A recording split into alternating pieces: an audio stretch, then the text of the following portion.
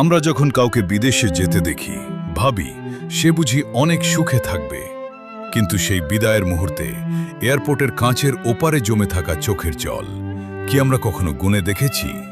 তপ্ত রোদে পুড়ে আর হাড়ভাঙা খাটুনি খেটে যে টাকাটা তারা দেশে পাঠায় তার প্রতিটি পয়সার পেছনে লুকিয়ে থাকে নিজের স্বপ্নগুলোকে বিসর্জন দেওয়ার এক নীরব গল্প।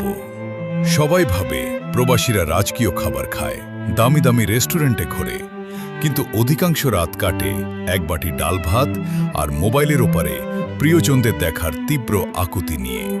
নিজের পকেটে টাকা না থাকলেও মাসের শেষে ঠিকই হাসি মুখে দেশে টাকা পাঠান তিনি, যাতে মা একটা নতুন শাড়ি পায় আর ছোট সন্তানটা তার পছন্দের খেলনাটি কিনতে পারে।